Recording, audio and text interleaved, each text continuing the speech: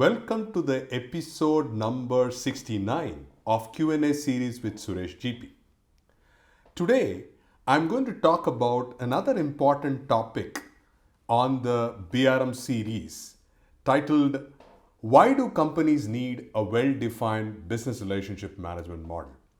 As I coach organizations to build BRM as a role, discipline, and a capability, we identified that there's a lot of work to be done to achieve that stated strategic objectives. This could be a digital transformation in your case.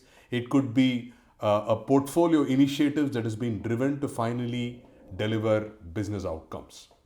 For the new and innovative technology alternatives to operate efficiently for business, there has to be a contribution towards achieving the overall business objectives.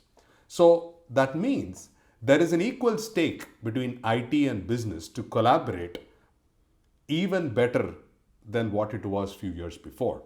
Now, as we start to focus on an aspect of convergence between the various different business units, there has to be a strategic vision of how the different moving parts are looking forward to achieve that strategic outcomes. So why do companies need a well-defined business relationship management model? Number one, it gives a broad view of business pain points and challenges to IT. Because only when you have the visibility of the key challenges and pain points that business is struggling, IT can focus on prioritizing the efforts that will deliver the most significant value in shorter period of time. Number two, approaching business needs with a strategic lens.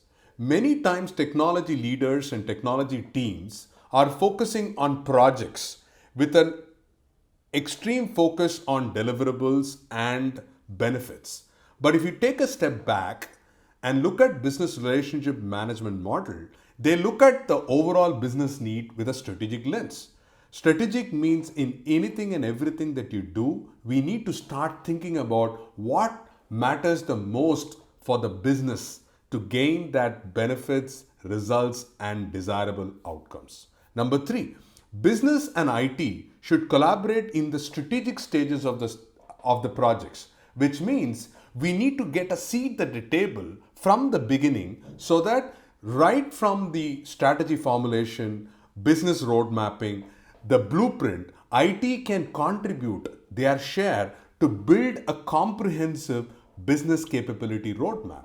And that means each and every one in the value chain knows exactly why we are doing certain things without just focusing on projects and programs per se. Number fourth one is business investing enough resources in IT implementations. Many of the times I have seen it is more towards demand and supply. So if the resources are not sufficient, the IT team says, sorry, I cannot do it. Now, instead of looking at a supply constrained way of delivering projects, wouldn't that be wonderful if we look at value constrained aspects? What I mean by value constrained is instead of picking up all the projects or programs that are coming under the belt of IT, let IT BRMs challenge which is the most important part of it. You can even use the principle of Moscow, which is must have, should have, could have, won't have, and decide which projects or programs need to be prioritized because we are now focusing on what will deliver the most value.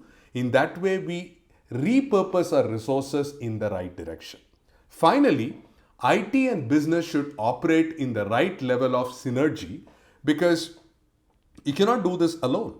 While business has a lot of understanding of the business prerogatives, the trends, and what the industry is requiring, IT probably needs to play not just the enabler function, but also the accelerator to get the desirable outcomes at much more faster pace with respect to agile delivery, which focusing on looking at sprints and ensuring that there is a regular feedback between IT and business to achieve the desirable goals. So I hope that this episode clearly illustrated why you need to have a well-defined business relationship management model that will help you to facilitate the best practices where IT and business take an equal stake in the overall outcome of the organization.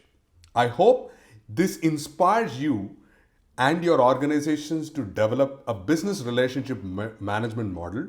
And trust me, that's the best investment of your time and effort that you would do to get overall benefits and value delivery. So I hope that this episode was useful for you to understand the business relationship management model, and I look forward to seeing you in our next episode of Q&A series with Suresh GP. Until then, keep watching and click on the subscribe button so that you get notified immediately of the new episodes that comes to your reach. Thank you so much for watching and looking forward to seeing you soon.